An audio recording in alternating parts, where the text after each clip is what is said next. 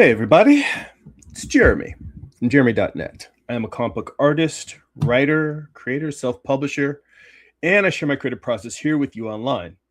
If you enjoy these live streams, would like to get additional bonus live streams twice a month, you can become a Patreon subscriber for as little as $2 a month. Head on over to patreon.com/Jeremy. It's patreon.com/GERIMI.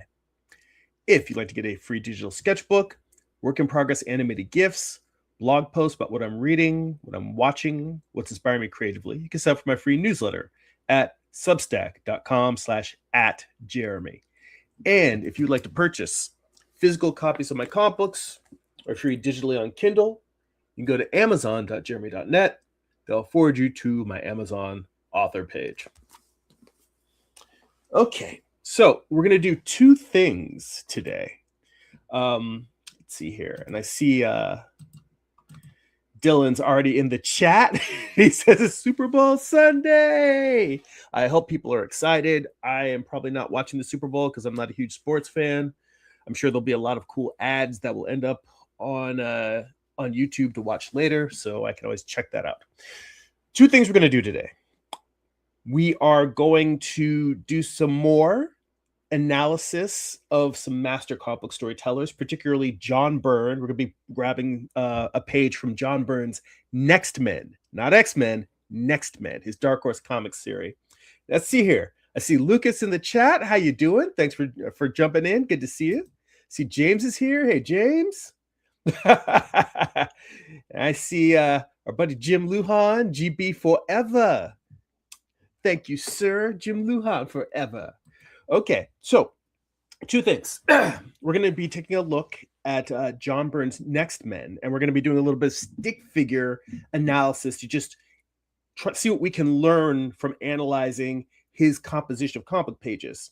However, before we do that, we had a request a couple of weeks ago, and I want to say it was from Deckard 2019, asking about my writing breadcrumbs process.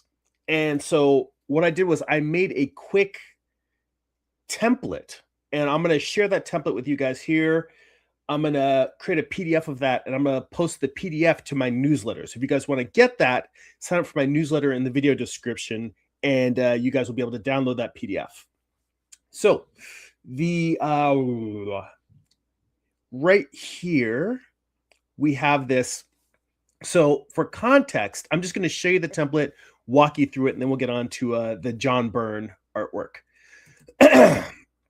So the conversation that we had where I first mentioned this is the idea that when I do my writing sessions, what I've been doing recently that I find extremely helpful is I will go through, and I have this section at the top called breadcrumbs. All this is a running to-do list. So every time I open my document to write, I'm not sitting there spinning my wheels, wondering where did I leave off? What was I going to do next? What do I want to do? This gives me an ongoing list of where I'm currently at in the writing process and what I need to do next. And the most important thing is when I finish every writing session, I update this list. So I'll, what I've been doing is if it's something that I want to make sure that I can still see, I'll just bold it. But if it's something that once it's done, I don't really care about it anymore, then I'll just delete it from this list or I'll strike it through. But point being is that as I finish a section, I'll go through and bold it.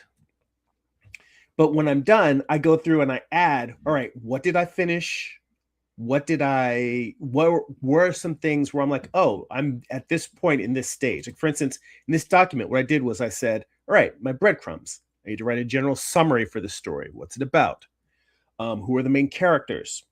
What are their relationships? The relationships part has become increasingly important to me because I'm spending a lot more time trying to figure out if I build the story about how the characters are relating to each other, that encompasses what are their conflicts, how their allegiances shift, how they feel emotionally. It's like it includes both the plot and the subtext of the plot in one by doing the relationships. That's how I've been thinking of it. So it's almost like looking at it on a deep psychological, it's like look at the skeletons of the story as opposed to just what are the plot points, who fights who, what blows up, that kind of thing. What MacGuffin are they chasing? So that's kind of the purpose that focusing on relationships have for me.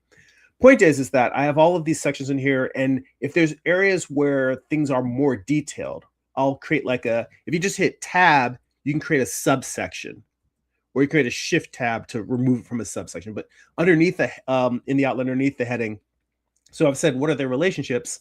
I may ask, well, how many antagonists versus protagonists are there? Because there may be more than one main character. There might be multiple villains. So I create a list of this. I said, are there neutral characters, characters who switch sides? All of this is going to be different. The breadcrumbs are going to be different for every single writer and for every single story.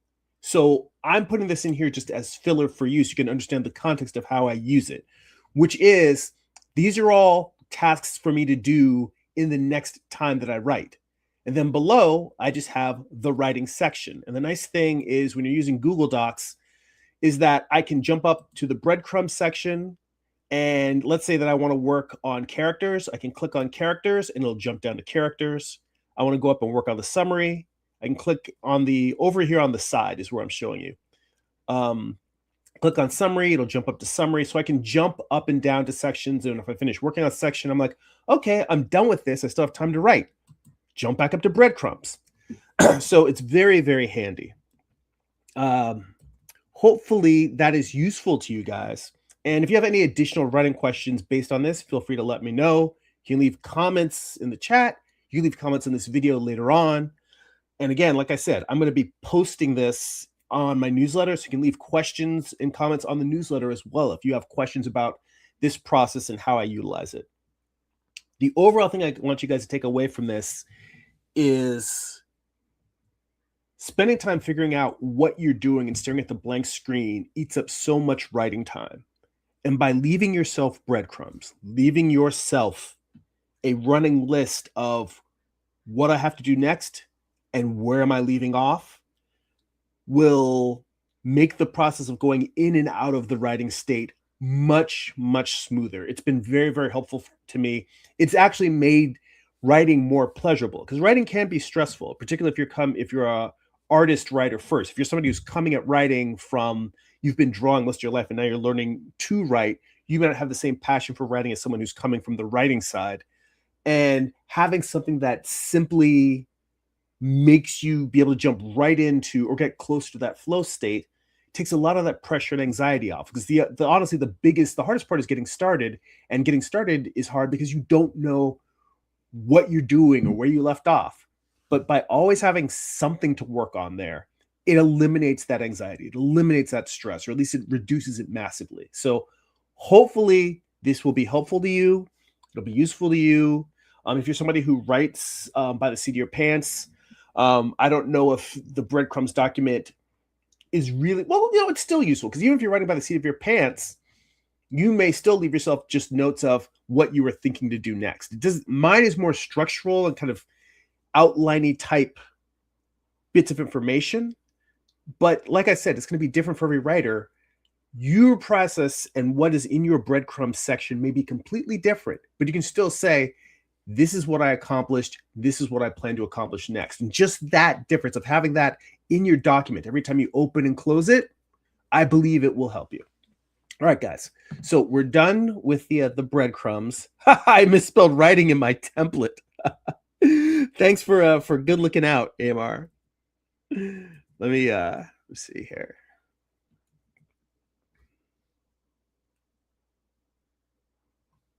I see that at the top. Yeah, that would be sad. Good eye, good eye. All right. Thanks, Amar. Appreciate that. See here. And he says, headings are a part of accessibility. I use them all the time because it's easier to read. Makes it easier for others to read with a visual disability as well.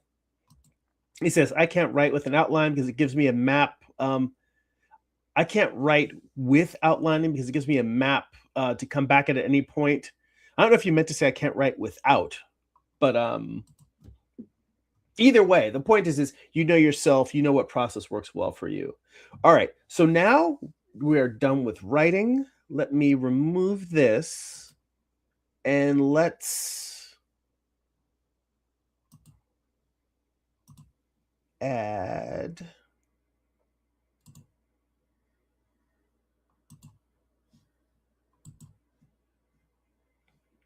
Let's see here. Huh, that's interesting.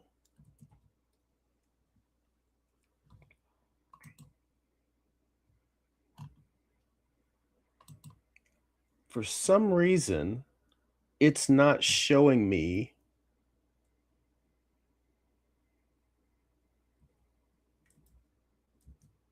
my tablet screen. Let me restart this and see if I can figure out what's going on here. Bear with me. Minor technical difficulties. I think it might just be because I left. Maybe I need to. Whoa, wait, something's happening. There we go. Okay, I was about to unplug it and plug it back in, which, as we know, that is the universal trick for when things are not working. There we go. There we go. Now we're talking. We got some John Byrne next men up on the screen. Let's see here. Dylan also mentions on the writing using headings. He says, good point, Amar, about the accessibility. He says, no problem. It was part of my former job for like 6 years. Dylan said, row, Raggy. Little Scooby-Doo there. All right, where's my drawing gloves?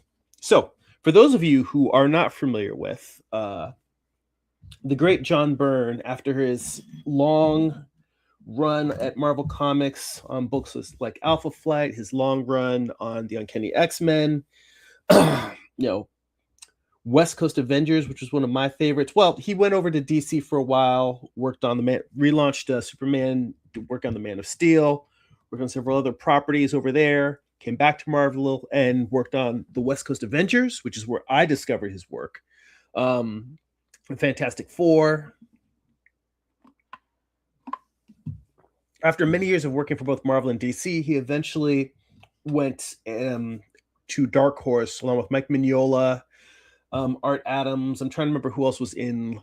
Frank Miller, yes, when they launched Legend, which was an imprint of Dark Miller for creators who are legends. So Byrne, Miller, Adams, obviously that all makes sense. I can't remember who else was in Legend, but it was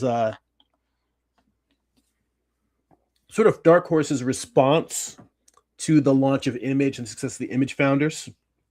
So, yes, Amar says we are on to the next artist study. Now, I may end up doing. I think I've got a Fantastic Four John Byrne page in my library of images as well. But for now, I figured we'd start with Next Man because I think that was one that was requested specifically. So let's see here. I see Herman in the chat. It says, what's good, G and peeps? Hope all is well. Yes, we're getting into doing some drawing analysis here, some storytelling analysis. So let's see here.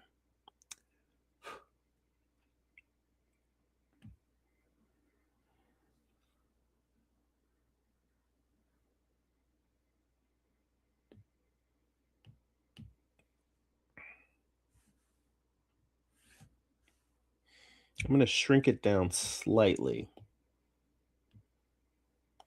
just because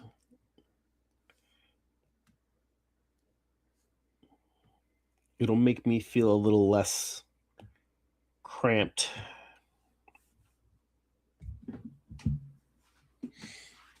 Adjust my seat a little bit.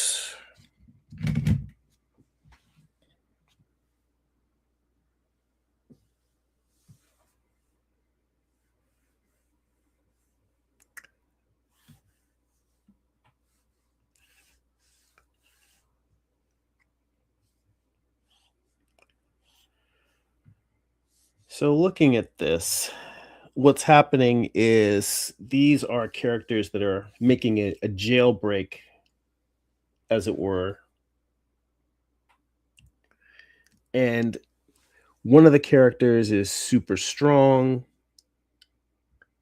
The woman that's getting shot here is a secret agent who kind of realizes that there's this illegal superpowered program going on, and she's helping these teenagers who are part of this program escape.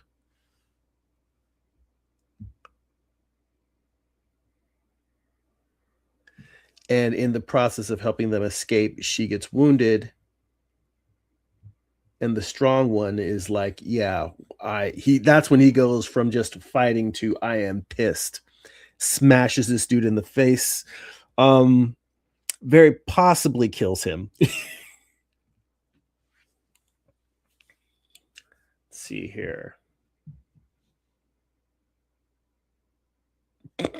Dylan says Marvel should do a canny X-Men series. Well, they did a series back in the 90s, before the Image founders left. um, Jim Lee left Uncanny X-Men, and they let the book continue running, and I believe it was Wills Portasio who took it over, but they switched him over to one that was just called X-Men. So they had Uncanny X-Men and they had X-Men. And I don't know if they mentioned the blue team and gold team in the 90s X-Men animated series, but that's where the idea of having the X-Men blue and X-Men gold came from. Is they divided the X-Men into two different teams. So let's see here. Herman says, yes, Byrne. I gravitated to his Fantastic Four run. I had a couple of issues of She-Hulk when She-Hulk took Ben Grimm's place. Not sure if he lost the bricks or just took time off. Yeah, he did. He did lose I don't remember the details because, like I said, I read more of not Uncanny X-Men. I mean, I did read Uncanny X-Men in reprints, but I read more of John Byrne's West Coast Avengers work than I did his Fantastic Four stuff. In fact, I've only read like one volume of Fantastic Four, John Byrne's Fantastic Four, anyway. Why is this doing such a weird thing? Because it's supposed to stay. Because first thing, you know what? I don't really need to worry about making these perfectly horizontal.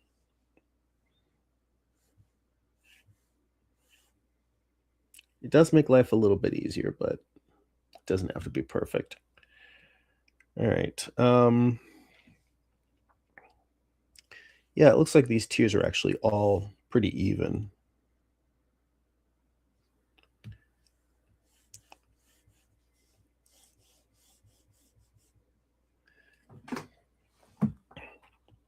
But yeah, I do remember specifically in that run that John Byrne was not John Byrne, Ben Grimm didn't somehow got transformed back to his human version.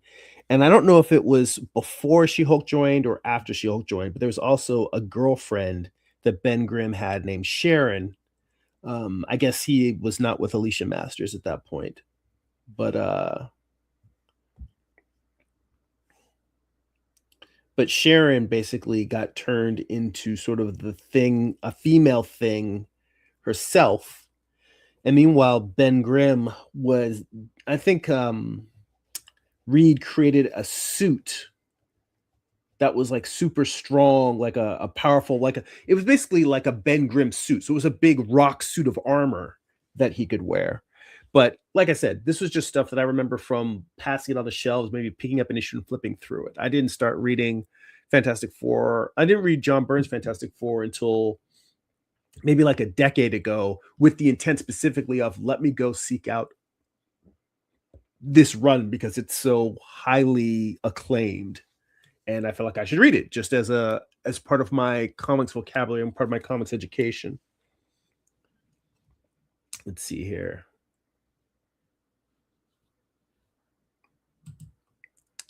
Yeah, Herman says, I think he draws Reed Richards hardcore, even though he looks like a regular guy. Said he's fantastic at making those ordinary, making him those ordinary pun look Mr. Fantastic. And he says, yeah, nice action pose for a rubber dude. Let's see here. Yeah, James says, if I'm not mistaken, Ben Grimm's girlfriend was blind. And from what I read, that was inspiration behind the Toxic Avengers blind girlfriend. Yeah. Well, Ben Grimm's longtime girlfriend from most of Fantastic Four was Alicia Masters. And I don't know because, like I said, I was not reading Fantastic Four at the time, but he had another girlfriend. I guess he and Alicia were taking a break, and that woman's name was Sharon, and she became, I think she became Ms. Fantastic, which is interesting because she was not married to Reed Richards, but she's a woman who basically she was looked like Ben Grimm, but she had a top on that was black with a big white M on it. And she became, I think, a member of the Fantastic Four during that time when Ben didn't have his powers. So we're seeing these characters.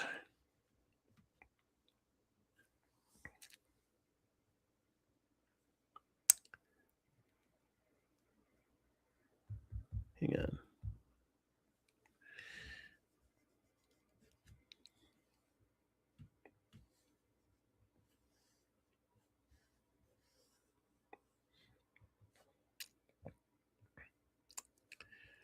It's interesting here because I honestly think at this stage in John Byrne's career, his compositions are more complex than they were on his X-Men storytelling.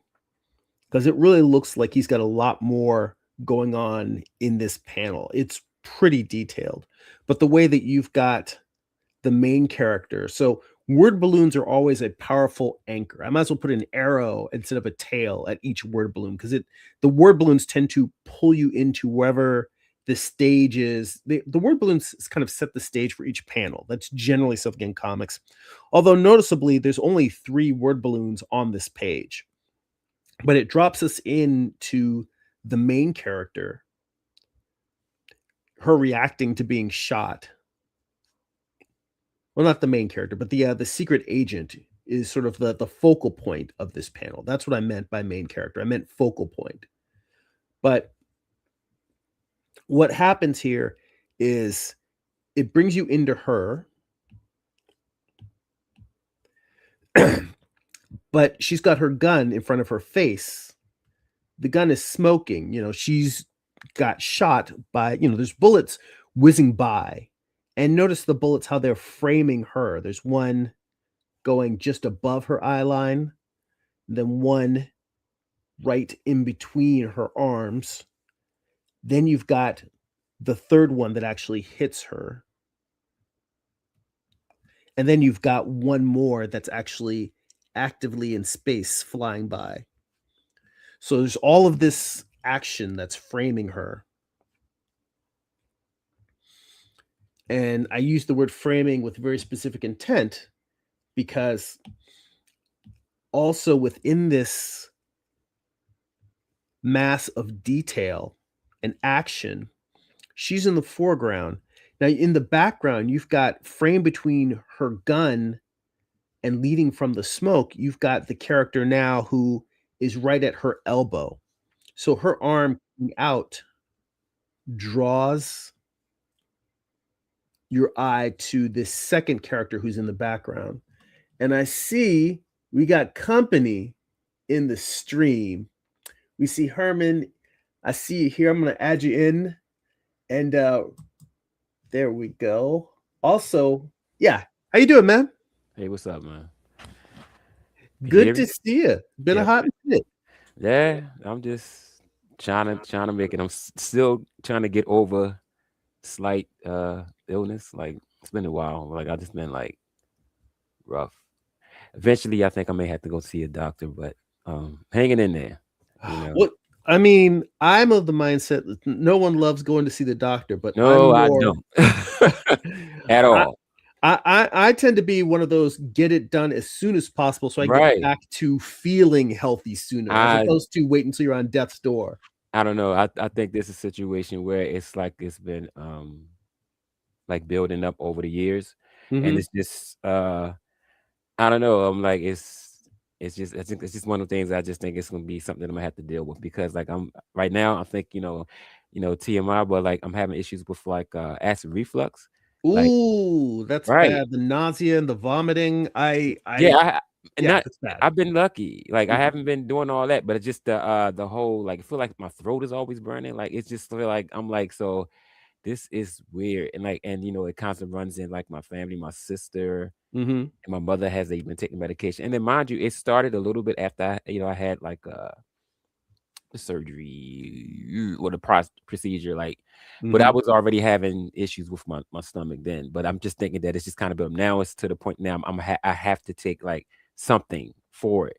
But now they may have to do like, I'm thinking that they may have to do a procedure because like this is it's just I haven't been feeling well like probably in the last 2.5 weeks now. So I'm like, but I spoke to my primary and all that stuff. So I'm getting things, on point. So Okay. Well, I'm sorry to hear that, man, and I yeah, hope that, it's that you yo, guys get something I don't mean to going. cut you off again, but like, yo, it's like every year, yo. It's like every when my birthday come around, every year, something brand new. I'll get over something else, which is, it's great. And then it's like every year, like it's like I'm like, okay, I'm Mhm. I'm doing good. At the end of the year, the next year come on, wait a minute. I'm feeling a little something like what's going on? And then I'm like again, and I'm like, Mhm. oh my God. It's like, but it's just part of life. Yo, it's bad, Amar. It's so bad. It's so bad, yo. By the Yeah, way, I see the comment you put there about Ben having 2 girlfriends.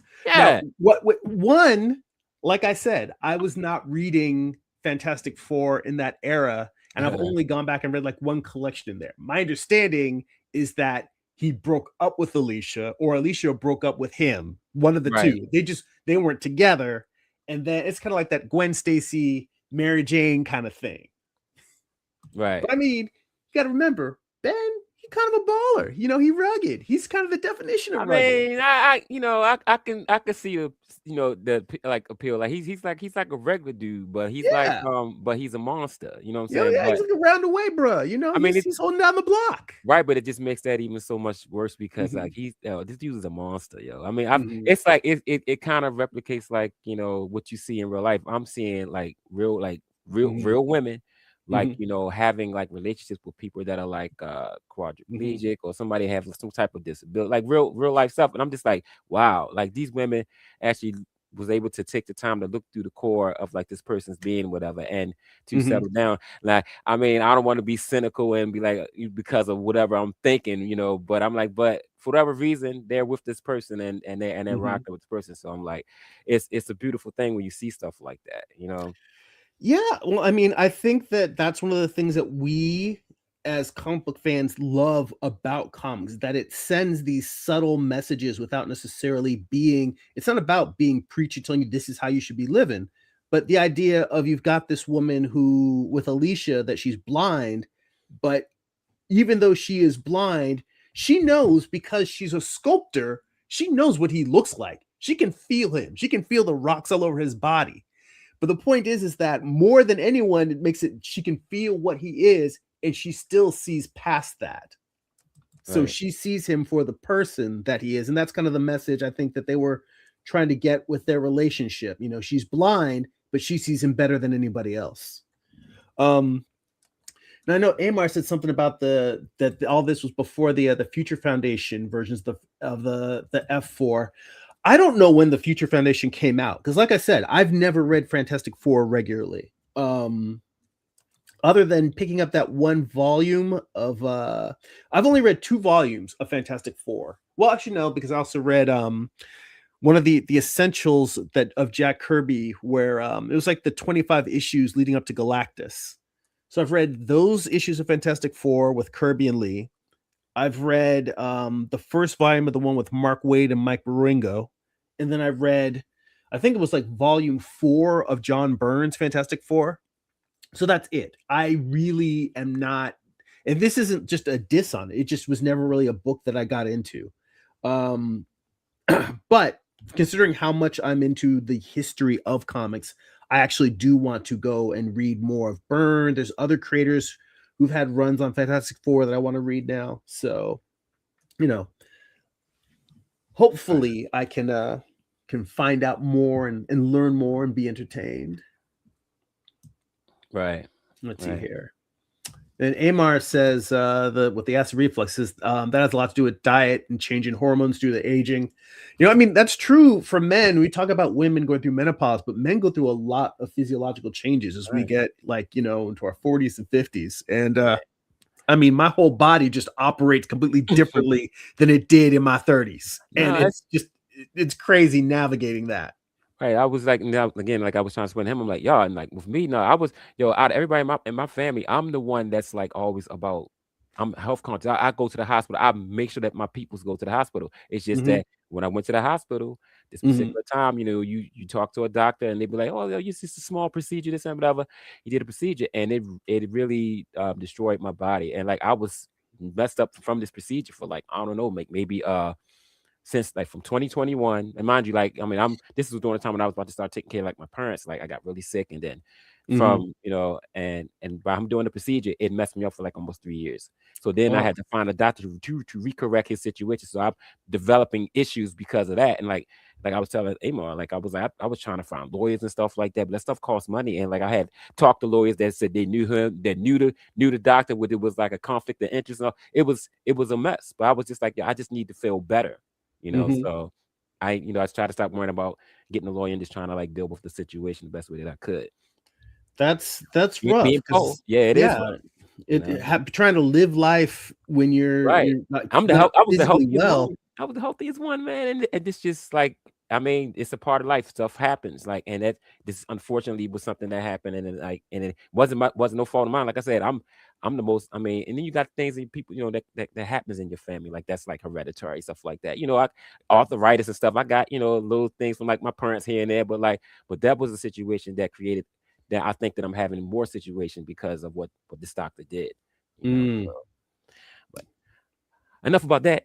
Uh, You talk want to about talk about John John Byrne. Byrne? Yeah, let's talk about some John Byrne. Like, Well, I mean, I like the fact that like in this panel too, he creates a grid and he makes it look like there's these cool tech plates on the ground, but really it's just an offset like perspective grid. right, And it helps keep you like, this is one of the things like people, definitely perspective is one of those topics that can be really challenging. right, But that whole thing of just being able to draw boxes and cubes in perspective in any situation, if you just look at like an environment, you can basically put the characters inside of a box and put a grid on it and you can draw that environment. right. Because that's Yeah. really all like, do you remember Star Trek The Next Generation? Oh man, yo, what you talking about, man? That's my joint. That's your joint. Yeah, man. I Well, watch some all of people them. are not into the Trek. Oh, they better not talk to me then, yo. Like, yo, Star Trek was the Generations one was the joint. I loved it. Mhm. I even like the original ones too. But Yeah, I Next mean, I Generation on believe it or not, was original good. series is more my flavor. Right, I mean, there's right. only 3 seasons of that, so. But my point was, is how the holodeck always looked when they turned it off, and you could just see it was like Tron. It's just like it's Right. just a room with a grid. The grid, right. Yeah. That's every single environment, as far I as love I'm concerned. I was like, so yeah, and it was I mean, even though, it was like, special effects and stuff like that, but just the Mhm. fact of like how did that work? Like, I mean, so it's like they're moving and it's creating space for them to move in. So it's like it's like is the world moving around them? Because I mean, are they walking? You know how they got this new they got this thing for video games where you can kind of wear like goggles and stuff, and when you stand in a circle, you can run it, you can run your feet, you can lean to the thing, and it's like running like that. But it's like that's much more sophisticated. It's like they're actually moving in space without running into walls. Like Mhm.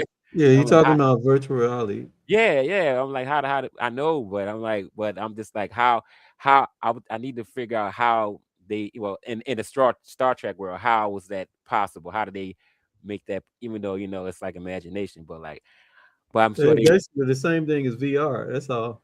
They yeah, just it is, it is. But I'm just trying to figure out like how they do it, like Well, I can't remember whether it was Carl Sagan or Arthur C. Clarke, but there was somebody, a science fiction writer, who said that any technology that's sufficiently advanced will appear to be like magic. right, right, And that's the way I kind of look at it. Is like if you were trying to understand exactly how the holodeck worked, works, I'm right. like that's like trying to explain like how a particular Harry Potter spell works.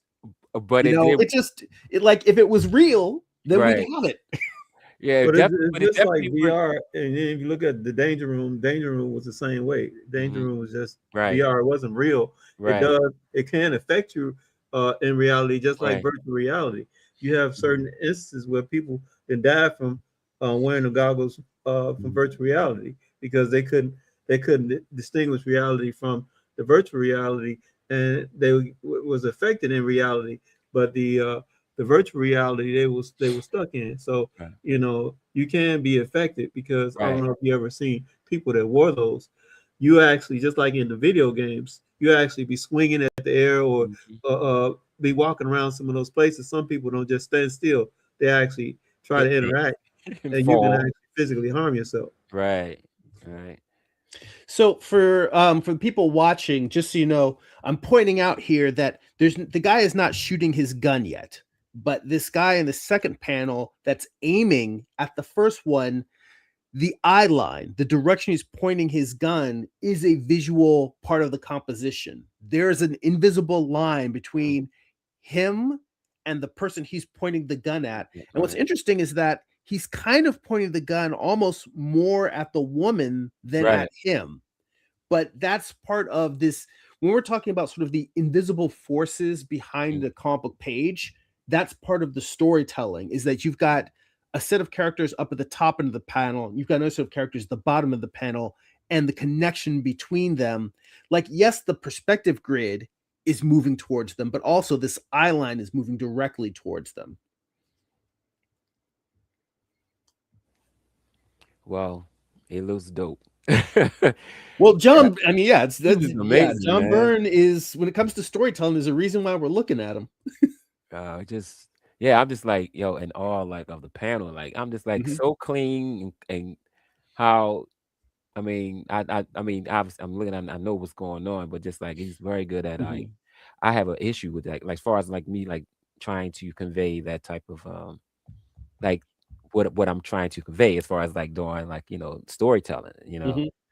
And it just seemed like, I mean, without it having like the words, it I I can get a sense of like I get a sense of something's going on, but like you can see that, it flows pretty good.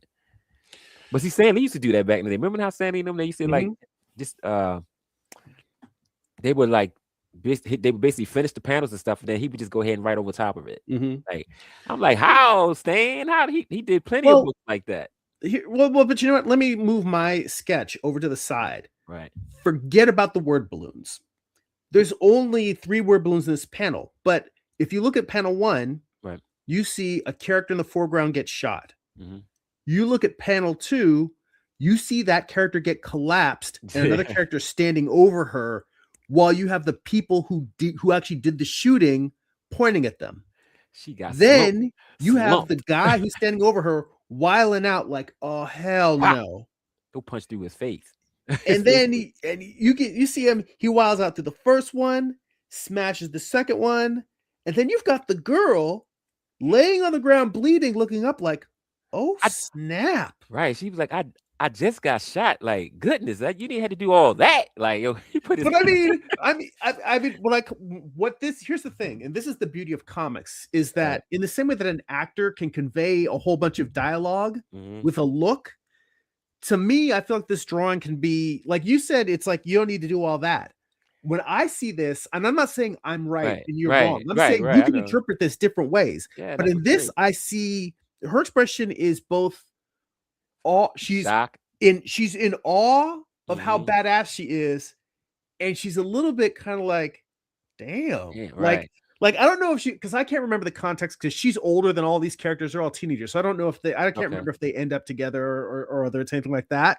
But she's kind of like a little bit of that.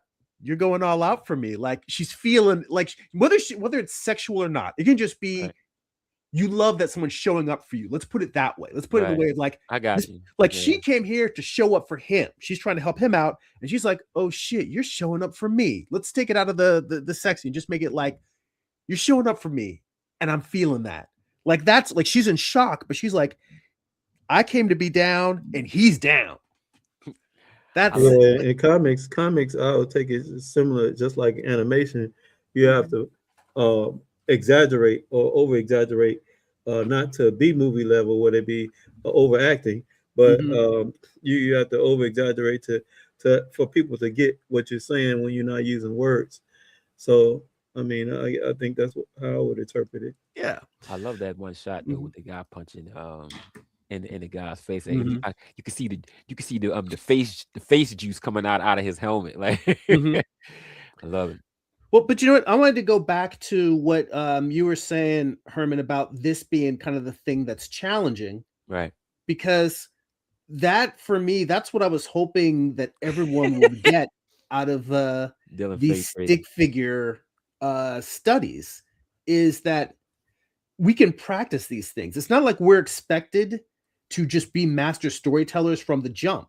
Right. Part of consuming comics and part of analyzing them is looking at the way other people did it, not because we want to be carbon copies of them, but just looking at it and then try. It's like learning how to speak. Babies learn how to speak by listening to adults speak and then doing baby talk and eventually learning how to put sentences together. And these studies to me are the equivalent of doing the baby talk. Right. You know, it's like just looking at it and saying, "Oh, he tried. He was able to convey this without, you know, all that he created. Yeah, there's dialogue on this page, but the page works even without the dialogue." And You just named the playlist, stick figure master studies. yeah,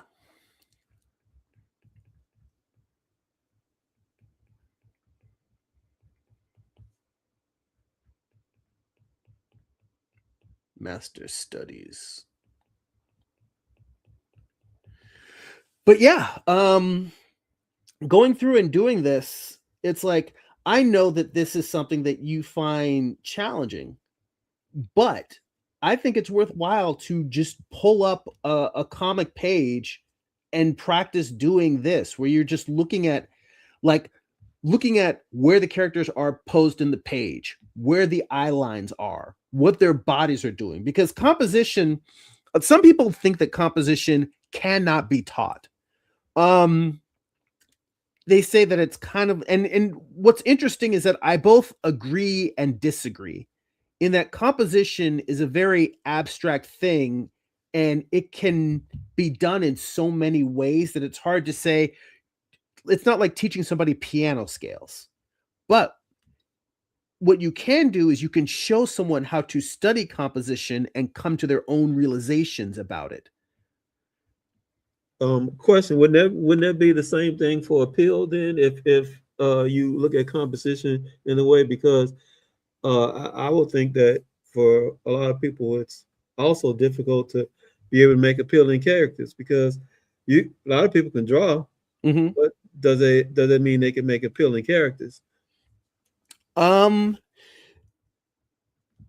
I think that there's truth. Well, there's truth to that about any creative task, in that there's going to be people who, quote unquote, naturally have talent, and then there's going to be people who work their ass off. But the fact of the matter is that most people, in general, there's a lot more of working your ass off than most people give consideration. Most people just assume, oh, they're good at this. Um, and even the people who seem to have natural talent, what it is that they spent a lot of time doing it because they enjoyed it, and then they just got better faster because they were doing it all the time. They didn't think about it as drudgery of, oh, I'm going to learn this skill. They were just doing it all the time. The people are like, oh my God, you're so good at that. They put in the 10,000 hours, but they didn't put it in with the intent of getting better. They put it in because they were just like, I'm having fun. But in terms of the question of can it be taught, I think that everyone can improve, meaning that if you don't know how to draw at all, you can still learn, I think, enough of the fundamental basics that you can make interesting pictures. And then when it comes to character design, same thing. Right. You can learn the fundamentals and you can become better. You can improve and become better than what you were when you started. That doesn't necessarily mean that you will be good enough to be able to do it professionally as a job, but it also doesn't mean that just because you aren't, quote unquote, blessed with talent, that you're never going to be able to do this? Does that answer your question? No, not necessarily, because I was just, because there was always something that I hear when people talk about animation, and then when they talk about character design, they talk about appealing, and people talk about composition when you arranging things on the page to show how it's. They even do that in traditional art too, but even with paintings, I know that's kind of like it depends on the person looking at it, what they can decipher from it to determine if it's appealing for them. But there's an overall like standard, sort of like how they do with software, or sort of like they would say with a particular style to make it appealing. So it's like when you look at certain artists and certain people drawing certain artists, even with comics, there's something that's appealing about that art, which makes them want to either see more of it or maybe even try to draw or attempt that drawing style. And I was just trying to figure out, like some people may be natural for them to be able to draw appealing characters, and then for some people, that even with the talent, it may not be natural for them to be able to draw that. They probably can learn how to draw, but it still probably be more challenging for them. Where even if they put in the time, it won't just naturally be like something they draw, because you got some people that just learn how to draw and then they draw appealing characters, or they make appealing characters and appealing composition or really nice compositions as well. So now I was just trying to figure out if that's. I mean, I'm pretty sure you can learn how to do it. It just seems like something that. Go ahead. I'm sorry. No. I'm listening. Because I think that part of what helps is having a frame of reference. And I think that sometimes if you just look at a couple of pieces of work online, you may not necessarily have the frame of reference of like what makes good composition and why, and what makes good character design and why. And I think that the act of studying is the act of going out and looking at other things and saying, all right, why does this work? Why does this not work? Beyond just whatever's popular on the internet, whatever, new movie that's out or new video game that's out that has like really cool looking characters. That's where looking at them and looking at, what their inspirations were in terms of their development, and how the artists and designers who created that work, how they came to the creative decisions that they made. Because if you don't have a frame of reference for why something works or doesn't work, then even if you do make a good character design, you're just guessing. It's luck. Does it seem that way? Does it? My point is that it isn't luck. Right. It's based on having an understanding and a frame of reference of a variety, like any given field of art. Right. I think that going and studying the work of other people who have done work in both contemporary people than people in the past, it gives you a frame of reference of why things work, and then it allows you to combine those elements in new and innovative ways. So you're not just carbon copying people. But without that frame of reference, what you get is you may get somebody who may do 100 drawings, and if they haven't done any study or haven't really looked at other artwork, they may get a good drawing, but can they repeat that? Can they do multiple good drawings? Can you do a good drawing from different angles? Can they do a good drawing of a different subject matter in the same pose, or a different character in that same pose, and make it look as cool? And I think that it is possible for someone to be so much of a genius that without studying art with like a capital A, like just studying the craft of illustration and design and composition and the history of illustration, you can, but it's rare. Like when we talk about art, I mean, I'm not talking about like going back and studying, even though I do study the old masters. Right. I could be talking about something as simple as looking up George Bridgman and how to draw comics the Marvel way. That's part of the history of art education. It's people putting out famous books that are about the fundamentals. You know, it's So like looking at Loomis or Riley or Bridgman. So I get what you were saying, because I was looking at the video you shared with Carl Arstetter. I don't know if I pronounced his name right, but he was actually the video he was talking about other artists, and he was doing studies as well. I get that, and then you can create great composition and appealing art from that. I think how I'm looking at it or thinking of it is, I'm gonna use this artist as a scenario. Okay, you got Jim Lee, and you got a guy that's relatively new that died a couple years ago. I think his name is Mike Turner. Michael Turner? No, Michael Turner, but not Michael Turner's been gone for a while. It's an Asian guy. Yeah, his name slipped out of my mind. But Jung Lee, I think his name is Jung Lee. Oh, Kim Jong-yi? Kim Jong-yi. Okay. Okay. Yeah, right. Okay, so you have two different artists there. You got Jim Lee, who's probably more traditional, that studied Bridgman and a lot of other people too, like you said. And that's where his style emerged from. Now, we really don't know too much about where Kim Jong studied from, but I know he studied a lot of nature. Well, he was an art teacher. He was amazing. Yeah, he studied a lot of traditional art. And I mean, and people think, oh, wow, he drew all of this stuff out of his head. He's a freak of nature. It's like, but he spent that, like, not figuratively. He spent thousands of hours studying from life. So the library of he had a reference library in his head that most people don't have, both from observation and the fact that he just had a memory where he could draw on it in a way that I can't. I still need, no matter how many times I draw certain things, I still need to pull up reference to look at it. Right. That's something that not everybody has, is the ability to have, I wouldn't call it a photographic memory. Yeah, that's what I was about to say. Right. Yeah. But to be able to have a visual library, and but even if you have that visual library, that's the thing. Even if your brain is capable of documenting all of those things mentally, if you don't do the studies, you don't fill up the library.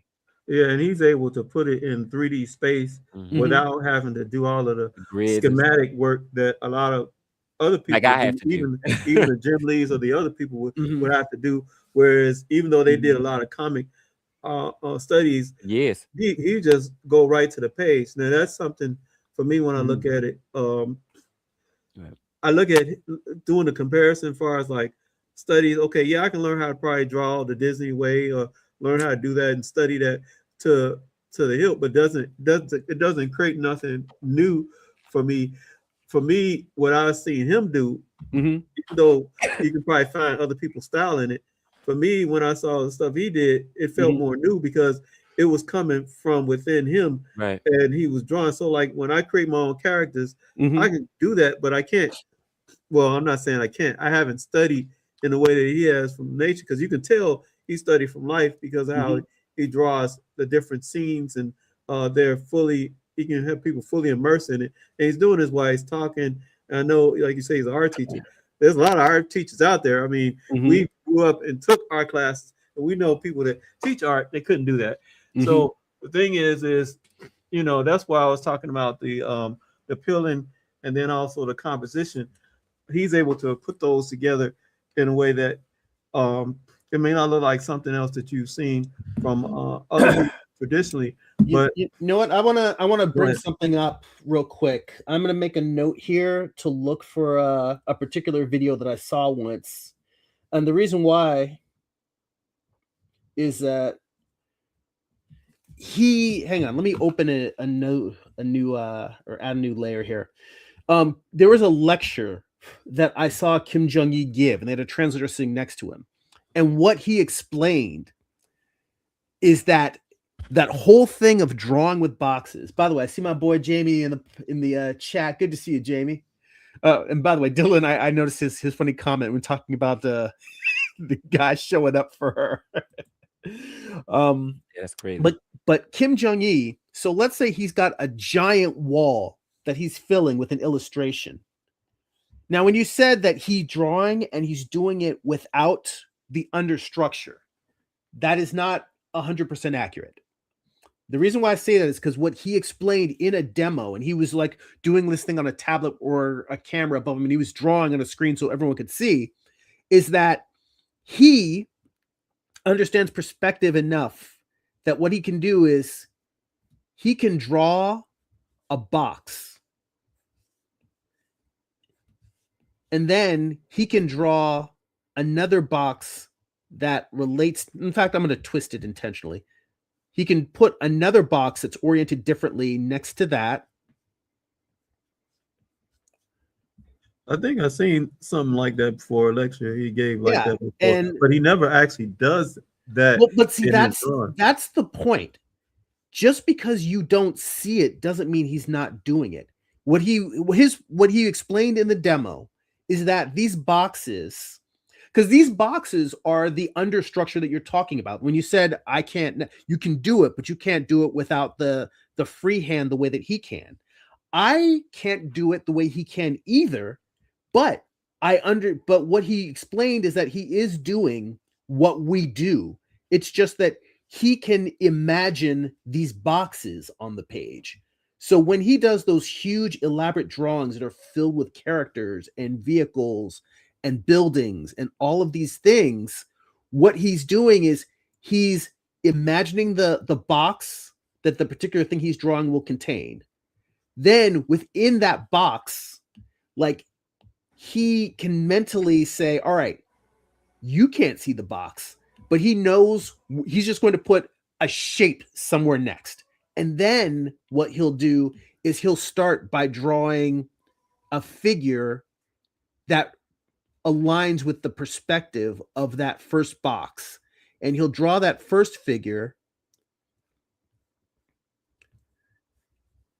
And what it reminds me of is almost like when you do the quick one-line studies where you can't pick up the pencil. Yeah. It sort of reminds me of that because you don't get a chance to think. You just draw. But he's doing it all from his mind, and it turns into something. Or if you ever did freehand painting before or something like that, it's that's what it kind of reminds me of, and it's just something that's not normal. Well, see, this is an interesting metaphor I was talking with someone else about. I think I was talking in my figure drawing workshop earlier this week, or I might have been talking to my wife about the nature of drawing, and that Penn and Teller, they had a show where magicians would come and they would do tricks, and the idea was not to fool Penn and Teller because they know how every single trick is done.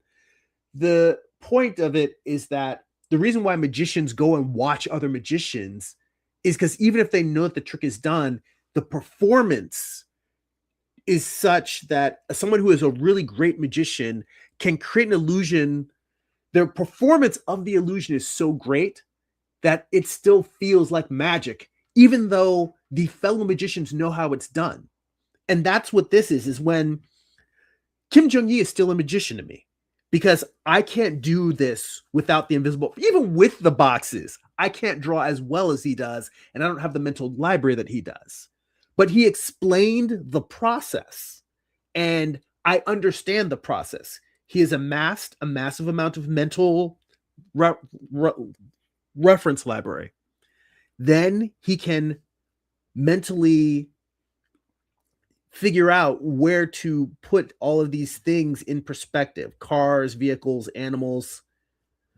And he can draw all those things out one after another and have them interconnect so that it appears that he's just making up. I mean, and he is making up this world out of his head, but he's making it up out of assembled parts inside of his head that we can't see. So my point is simply, it doesn't make what he does any less magical.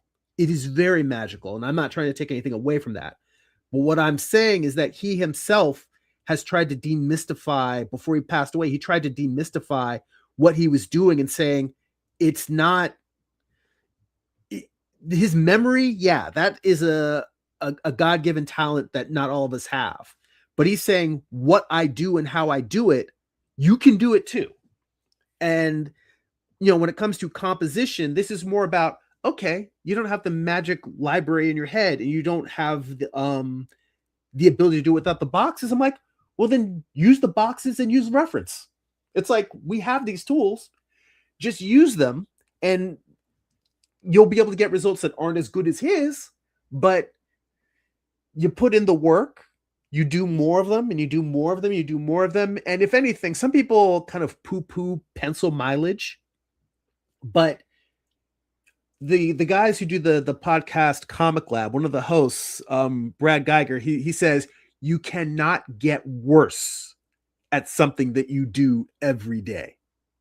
And that's more of what it is it's about putting in the work. At the end, it's about putting in the work, making the thing, and then it not being as good as you want, and then making more things, and then making more things, and then making more things. And that's, to me, that's the real lesson, is the persistence of continuing to produce art and stories, and knowing that as you make them, these early versions are not going to be that great. And even as you go along, like I still feel like I have so much to learn as a visual storyteller, but you keep at it. Yeah, and I think I've only seen one other artist that I know of that does something similar. I'm pretty sure there's other people out there. I don't know if you know, familiar with C. Keiko, but Kayo, he does sometimes similar art pieces, but um, that's something that I remember as a kid. I used to do more of that. I wish I had done more of when I got older, because you know they kind of did that when we was in art class. Your teacher probably did that too. Had us go out and draw actual life.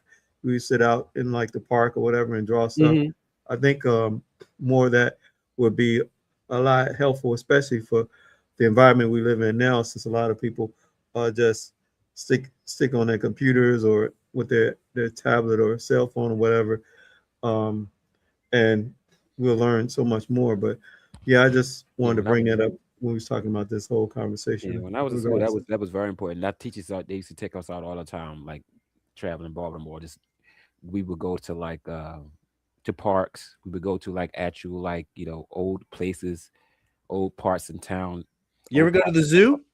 Yeah, we've been there too. We've been everywhere. Baltimore Zoo, all that stuff, man. We went to I think one of the our teachers took us to the Preakness, and Mm-hmm. well, where they would like taking care of the horses and all that stuff like that. We would drawing horses and beating people in stables and stuff. Like, it was nice. So yeah, that is important. You really need to do that.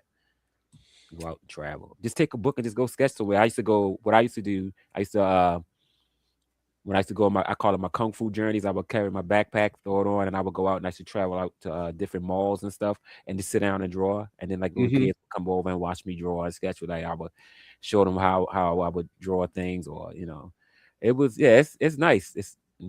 I was drawing people at that time. I was drawing like a lot of people at the time, but like I'm trying to get back into like doing that again.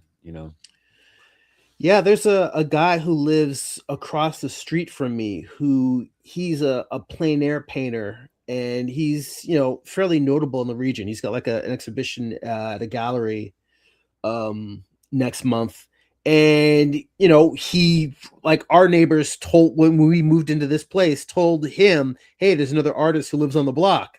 And ever since we met, we've been hanging out. Like, whenever he's around, we'll try to go out drawing together. And it has taught me how bad I am at drawing environments. But it's amazing. Like, it's nice to be hanging out with somebody who's an experienced artist, who's just encouraging, and he's just like, yeah, hey, just keep at it. Study elements, study the composition as a whole, study light, study color, study the plants and the trees. And he's just like, just be open and try to suck as much in as you can. But I completely agree, just in terms of like where you've been going out and word drawing from environments in school, and now you're trying to get back out to go into the park. Me going to figure drawing class every week has been probably one of the most important parts of my artistic growth. Like, ever since I started going to figure drawing class regularly, but whether it's going to draw from the figure, whether it's going to draw in a park and drawing from real life, being out in the world and just making art is super powerful.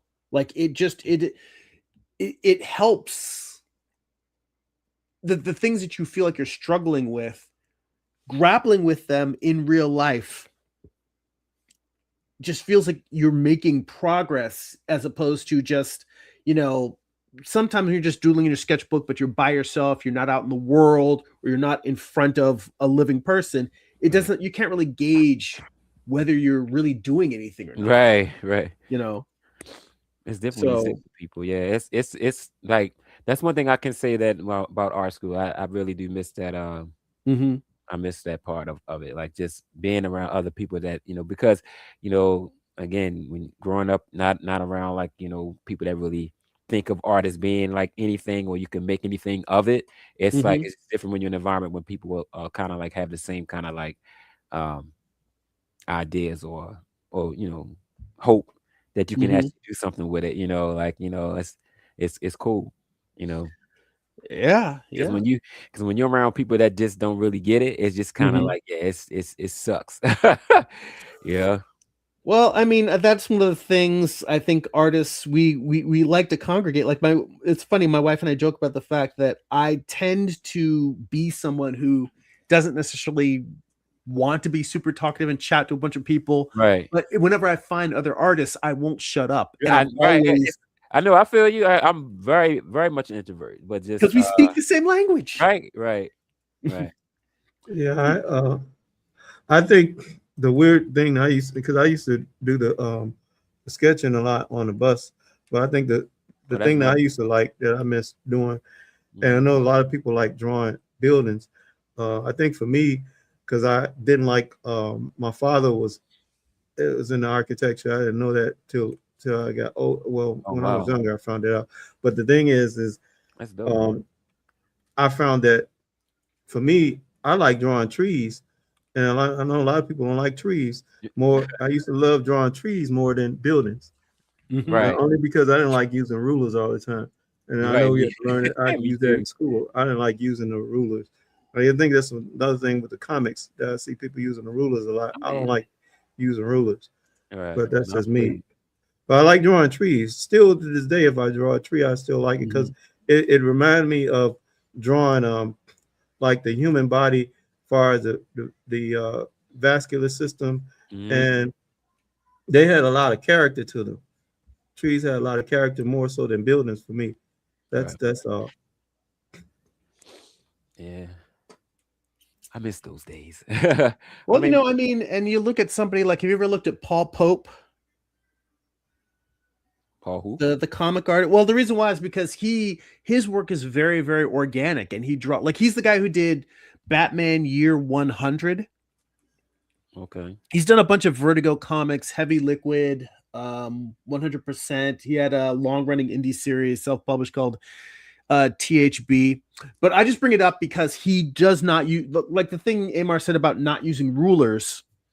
Like Paul Pope draws cities and urban environments, but he does it all freehand, and Right. That's what I it was about to say. works.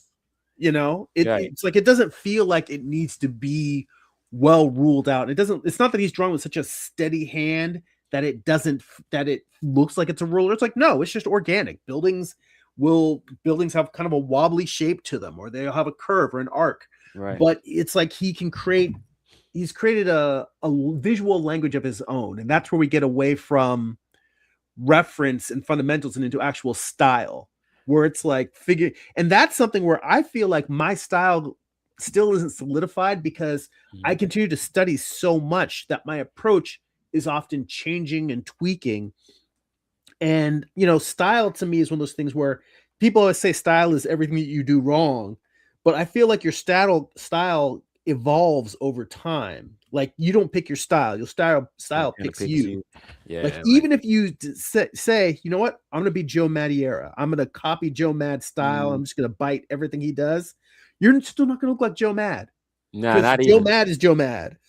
Yeah, he's amazing. But like it's Mhm. another artist, brother, the guy that like is Darywood, he does the Brother Man comic books. Yeah, I, yeah. I gravitated to him because of the simple Mhm, fact that he drew buildings like mhm, he was like free, like it's like obviously he understood perspective, but when he drew mhm. his buildings looked lived in. They looked like they were like like you could tell he like drew him like freehand though. Mhm. You know, and I like that style. I was like, I didn't think you could draw buildings like that because I always thought buildings had to be drawn with a ruler, you know, Mhm. like, and that was like back in the '90s when I kind of like discovered that. But like, yeah, I was like, well, I could just, Mhm. you know, Did you long, see the pencil to pencil interview that I posted in the public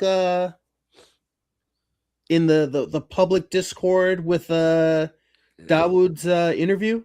no, Yeah, he did an interview. I think it was like maybe a year or two ago. It wasn't too long ago. your brother's Um, so I he guess just he's just been busy working in like illustration right. and He, animation.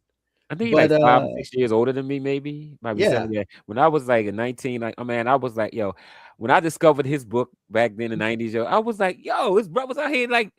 What? I'm like, what's going on, man? I'm like, I was just, you know, Yeah, just amazed. I read him like the thing is It I tells know that you, there was a time when he was in Toys R Us, right? and then there was some like house mom who complained and thought it was too violent, and then they removed it.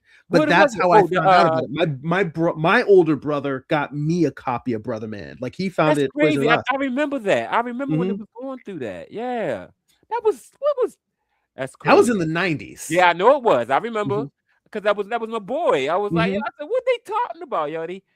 I remember when he showed up on Arsenio Hall too. Arsenio Hall talked about Brother Man one time. Mhm. Actually had him on the show. Like that's crazy. Like I was like, yo, the people pick and choose what they want to you know, I just felt like it was like one of those type of deals. Yep. Pick and choose, you Yeah. know. And maybe because I mean I ain't trying to be jacked up, but like maybe because it had brother on it. I don't know. No, I think I think I that's think exactly it. it was It was a whack, yo. Karen This is situation. crazy.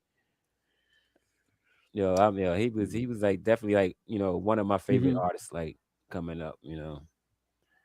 When I was like, okay, can I draw? Should I draw? You know, Mhm. but when I was like, yeah, I can. When I saw this dude's book, I was like, yo, I could do what he doing. Like this is dope. It's Yeah, crazy. yeah. I mean, and that's I think the most important thing is like, him inspiring a whole generation Right. of kids who might not have even thought that I'm comics were for them or that art was something that they could do.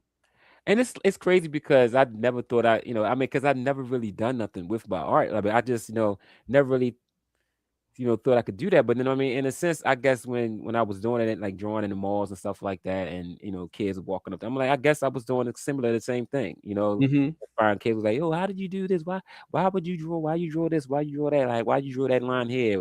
Why did you color this or something like that? Or, and I'm just like, yeah, I never really thought I could be like in a situation like that. But like, yeah, I guess we all No, I mean everyone you come in contact with is influenced right, by the work that you do. right. All right, I'm just about done with this study here, and I don't know if anybody in the chat has any questions before we wrap up. I know Deckard 2019 said I hopped on, wanted to What's thank up? you for going over the breadcrumbs technique. Appreciate it tremendously. You're very welcome, man. Like I said, I'm gonna make that PDF of that template that I made, and I'm gonna save that on Thank you. the Discord and on Patreon. So if Yeah. you're not on or on my newsletter and on Patreon and on the Discord. So if you're not on it, get on the newsletter. If you're already on the Discord, then you'll see it there. If you're not on the Discord, you can leave me a comment and I'll send you a link. Yeah, I'm gonna hit your like button too, Jeremy. I forgot about it, so I'm gonna go Yes, ahead. everybody hit that like button. If you know anybody else who would enjoy this, hit that share button. Saw my boy Jamie in the chat earlier when we were talking about Kim Jong-un, and he said it's like almost like doing math in your head. If you concentrate on the image in your head and imagine it on the page, you just trace what you see, which I Mm. definitely know people who can do that, where they can project the image out of their head onto the page. Right, that's crazy. Well, you know what? It's not that it's crazy to me. It's Mhm. that I understand that it's simply like No, remember you're when I doing it. You're doing it in your books. Like I mean, like I said, when I'm reading, I'm Mhm, like I could tell that how you definitely drew exactly what you want us to see, and that's what, like I said, I'm still kind of mhm, like struggling through that and figuring out, okay, how should I have this person? Should I have this person sit or something like that? mhm, But like I said, I'm gonna just go ahead and just go through a couple of books and find things that I like, and then probably apply that to like just when I'm mhm, doing like mock my own mock version of comics or something like that, just to mhm. help me. You know, Well, with the other thing that I always recommend, because I go on and on about the thumbnailing, is that it's okay, and it's not even okay. I should really find one of my pages of thumbnails from Morningstar. Maybe next week I'll bring that up. But Mhm. for me, when it comes to thumbnailing a page, I will literally draw, like, let's say I'll maybe do like a whole 1, 2, 3, 4, and I will literally say that it's like, let's say it's a 3-tier page. I will literally draw the same page, and I'll be like, well, what happens if I put the main character a close up of their head here with them holding a gun, and then the next panel I'm like, well, what if I do a full body shot? And I'll work out all the different iterations. I'm like, you know what? I'm gonna have them like standing way in the distance and have them on the horizon with like a sniper rifle. Or, I'm like, oh, what if we're looking over their shoulder and they're inside of a Jeep? And I'll I already literally know Jeremy does a lot of busy work. right. Well, see, but yeah, now true, Amar calls it busy work. My point it's of this is that but Herman, to your point, the thing that you struggle with of like, I don't see it in my head, right. and you're telling me that you see me seeing it in my head, and I'm Maybe telling you that I'm that seeing it's it. not so much that I see it in my head Right. as it is I sketch out the different versions and Okay. pick the one that works best. Okay. I don't have this perfect vision like this director's cut in my head. I have like film editors where they have like all the different takes and they have the different angles that people shoot when they're making a film. Mhm. When I'm putting together a comic page, I'm a lot more like a film editor than I am the perfect director's cut. I'm grabbing all of these different possibilities and different shots within the story, and I'm trying them out. And I may try them out where all of the rest of this will be like, if I figure out what panels 2 and 3, if they look good to me, then I may just say, all right, well, what does this look like? How does changing panel 1 work? Which of these versions work best with 2 and 3? Or it may be that in every single one of these, like I'll have 4 thumbnails on the same page, and panels 2 and 3 might be different on every one. And I'm trying to actually, I meant to do 2A and 3A. I'm talking here while I'm writing in 2B and 2C. Point being is that I may try out all these different iterations until I find like, and then I may at the end draw one final thumbnail that has the best of everything. Okay. So, and the other thing about it is, how like when you're working, you'll have like the pad there by the side to kind of like just sketch and doodle. That's when I do this thing. It's like I do the working out. Like I use this not just as an exercise in storytelling, but I also use it as just to practice gesture drawing, like just doing simple stick figures with them anyway.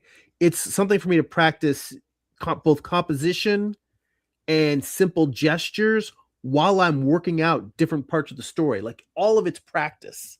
None of it is me making something perfect out of my head like Kim Jong-il. Right. What is the director that directed Goodfellas or Scorsese, yeah. So I would probably say that you more like Scorsese. You probably more like Scorsese or right. maybe what's the guy that directed E.T. Steven Spielberg? Because they would probably be someone that be hard to I wouldn't say hard to work with, but they probably have so much that they see in their head and it's so much far as what they want to do that may see like instead of you have some people that's like guerrilla filmmakers where they just on the go. So like maybe like how Tyler Perry is, they just trying to get it done. They're just trying to get the content out there and done. But you got this specific vision, And in order for it to be so, and maybe even James Cameron too, he's probably that way as well. Yeah, he is. Where you know, you look at their work, and you know, it's probably why it does so well is because they probably do something similar to what you're doing, as far as like we gotta meticulous go through a lot of all these different things. So like what Jamelin is saying right there, process junkie. Yeah, I love that he said it Cameron can be out kind there, of frustrating to watch at right? times. It's Yeah. true. Mhm. All right, I'm putting a link in here to join the Discord in the chat. So for anyone else who's not in there, Have you because Lucas was just asking, he said, is there a way to join your Discord? So there's a public section for the Discord, anyone can join with that, and then there's a bunch of private sections that are for Patreon patrons. So So you know what I do, like when I'm doing like comic panels, I kind of use like each panel as like a like composition. So like Mhm. I break everything down in like rule of thirds. Do you do that a lot? Or you just draw? You No, just kinda, wait, you mean like just the whole page or panels in particular? right, because like from me being an illustrator, like we try to figure out how we want to put like and then that was what we was always taught, that like we always try to figure out how to draw. If I was drawing like on a 22 by 30 something image, and like, and I'm trying to figure out, okay, the space and how I'm gonna apply the focal point, and you know, where I want people to focus on and stuff like that, I would break things in rule of third. So I noticed that I do that a lot now when I do like my little thumbnails, whatever. I kind of panel, whatever. I just kind of do a rule of thirds, kind of figure out where I want to place things and stuff like that, and then I'll figure out if I want to add, like, you know, I start throwing in like the perspective and stuff like that, because I could do the perspective and stuff based off of where the rule of third is at. You get what I'm saying? Well, for me, it starts with the writing. Okay. And it's not necessarily I don't think there's anything wrong with using the rule of thirds. I think you should use it until you need to use something else. Because it's not about doing things in a certain way. It's like you constantly have to tweak and adjust. That's one of the frustrating things about storytelling, whether it's writing or drawing, is that you're constantly having to tweak and adjust to every given situation. Each page can be a different situation.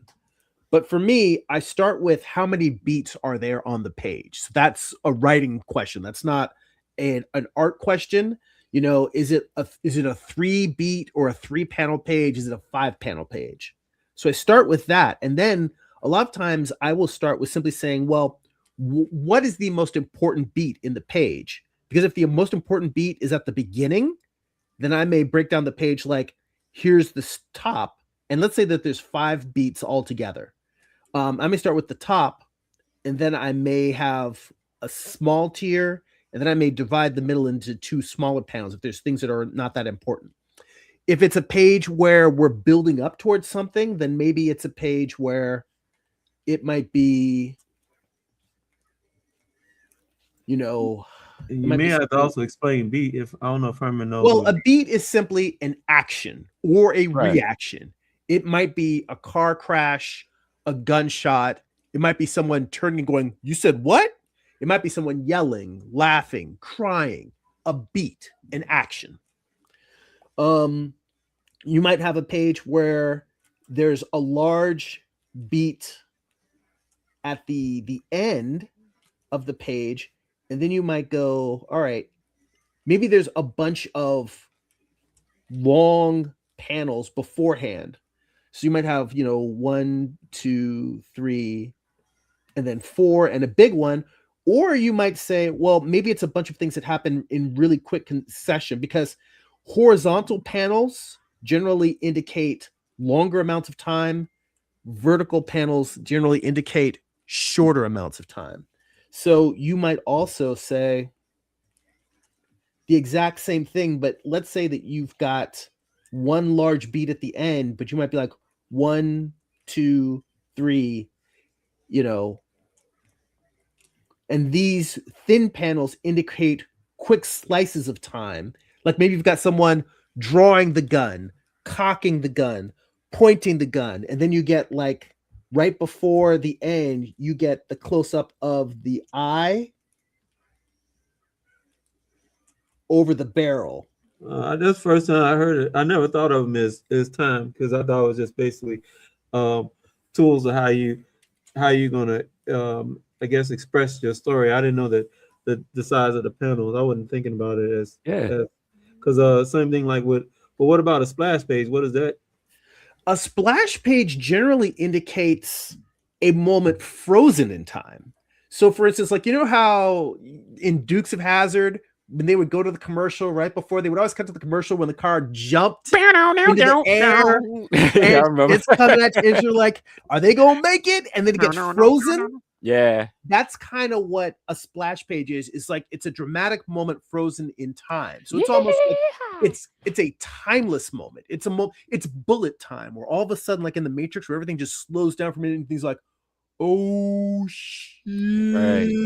So is that the same thing as like when Batman, the old school Batman, would go off and they said next week on Batman? To a certain degree, It depends. By the way, Lucas asked, "Can I invite a friend too to the Discord?" It's like, yes, you can go ahead and pass that on, because that invite will only be, I think, active for a week. So that won't be like Right. an ongoing flood of stuff. But yeah, if they're a comic fan, please invite them. He says, I sent my buddy your advice from the last stream with getting him to start his comics, and it worked like a charm. Oh He wow. finished his first one shot. All right. I'm happy to hear that. That's great. Sound pretty good. That was quick. That was I know, that was a right? week. I feel like a bump now. Hey, I mean, well, you know what? We Put the work in. all we can do is work with the time that we have. Right. Like for all the stuff that I've been doing here with doing thumbnails and going into layouts, I'm writing every evening, and I'm still working on the writing phase of my comic. Right. So it's taking me longer to get back to drawing pages than I'd like, but it's like right now I need to get my writing straight. So Right. I'm That's putting where more I'm at. energy towards that. Just But yeah, the idea of comic books as time, generally size equals significance in terms of how important the story is. Insignificant moments are smaller panels. Significant moments are larger panels. Now, you could do a comic book page where, let's say it's a 9-panel grid, or not a 9. Yeah, let's say I'm going to say 8-panel grid, because what I'm going to do here is, let's say that you've got Watchmen style, you've got something, but you know what? I'm going to make the top panel a little bit skinnier. And the reason for that is because, let's say Watchmen style, you've got all of these beats down here, and you've just got, 6 panel. All right, so it's not a 9-panel, it's a 7-panel. You've got all of these panels down here. This top panel that's thin, let's say that all that is just a car driving, and you've got a house in the distance. That's it. That's what's at the top. So this is something where it's an establishing shot.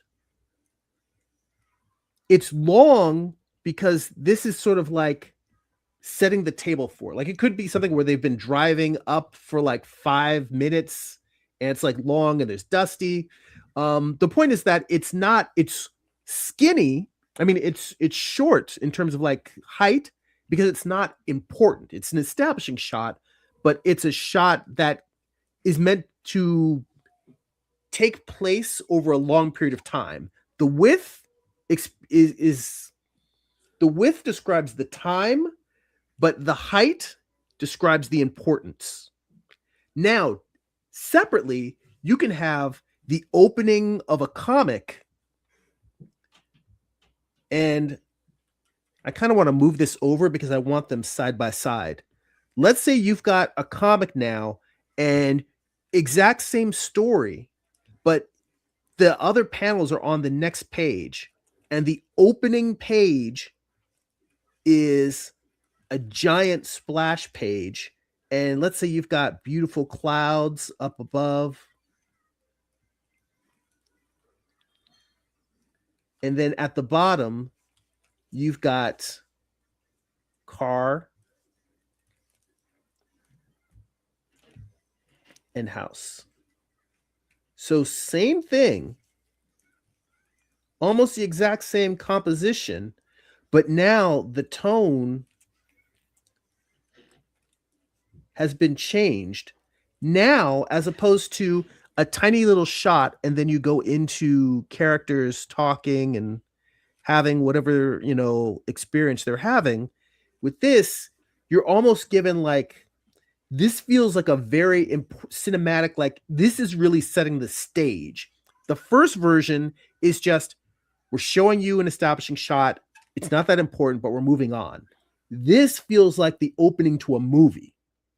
That's the difference between a splash page versus a tiny sliver. Does that make sense? Did I lose you guys? Yeah. No, yeah. I'm like, okay. So that's kind of where panel, so panel size, both in terms of how big it is overall, how big the panel is in relationship to the other images on the page, right. And then there's wide panels versus skinny panels. So a panel that is skinny, along with a series of skinny panels, that represents sort of quick slices of time. And you can control time in a comic page by inner cutting. You can have a skinny panel and then a longer panel and then another skinny panel. So it's different for comics than it is in live action then, because I don't think it's translated the same way for live action. Well, that's the interesting point. A lot of people don't like making the comparison between film and television and comics. Film, time is experienced linearly, although you can do flashbacks and flash forwards. But generally, in comics, time is controlled through panel space and panel arrangement. So you're playing with time, but also the thing that you can do with comics that you can't necessarily do with film is that you can have events on the same page juxtaposed that are taking place either at different times in different locations, or you can even have in one page, you can have, I gotta get one more in here because this is starting to get cluttered. You can have a page in which, let's say you've got 4 tiers, and you can have one tier that has a bunch of things that are happening in quick succession. And then you've got in between that, you've maybe got, I don't know. Let's say that in the big tiers, this is happening in space. So I'm filling this in with black. And meanwhile, the quick actions are happening. Let's say they're happening on Earth. Maybe they're happening inside of a spaceship, whatever they are. But you can have a bunch of quick things happening in one tier while having longer, slower periods of time happening on another tier. And they could be happening in different locations. It could be happening in different time periods, in addition to the fact that one is happening very quickly and one's happening slower. So physical arrangement and composition and size of panel takes the place of the flow of time in film. Right. I kind of I understand that. What I was asking you before was like I was the rule of third basically. Like it's I like I said, I use each panel. I mean, though I know what you were saying as far as like how like designing like time as far as like because I did like a couple of little mock sketches. I mean, I uploaded some stuff like that, but like showing how like okay when I wanted to do somebody like running or something or like in time whatever, and I would break it down into like small frames. But like I was like as far as like rule of thirds, I was saying like when you do like a thing like if you're not doing anything as far as like creating like a panel of time, but like for a specific image, maybe like a medium shot. So for a medium shot, I kind of treat that medium shot kind of like its own illustration. So it's like I kind of treat each panel like its own illustration. And like I was saying that I use like the rule of third and that like how I would put it helps me with like perspective and as far as like buildings and stuff like that, and how big I want the characters and stuff like that, who I want to be more important in the front or in the back and stuff like that. So that's how I kind of use. rule of third like that. Well, I completely agree, because if you look at even John Byrne right here, Mm-hmm. if you look at how he uses the rule of thirds, Right. Yep. it should probably be over a little bit more. But Mm-hmm. if you look at where the elements, Important elements, right? yeah, they're lining up Mm-hmm. with the rule of thirds. Yeah. And that's true. I'm just going to go across here so I don't have to do it twice. But going along here, like, you look at where in every single panel, you're going to see that he tries to Yep. make the most important elements line up along the thirds, as opposed to being Mhm. lined up on the centers of things. That's so dope. I mean, easily, like, I could see it. You know what I'm saying? Like, with the two characters, one on one, someone Mhm. like, that's why I use that all the time when I'm doing like perspective and Like, what I like to do is somewhere on the, like, I like to put either a horizon on one of the thirds, or Mhm. put a character's eye line on one of Right. the thirds. Right. But you can Oh. do that. Yeah, I mean, the rule of thirds is not a magic bullet to make composition perfect, I but needed it's this a one to great help. starting point. Right. I needed to help line up my characters, because it helps me to figure out the size where I want, how big I want the character to be, for Mhm. me. You know what I'm saying? Like, okay, I'm gonna have this character in the front, I'm gonna have this character in the back, Mhm.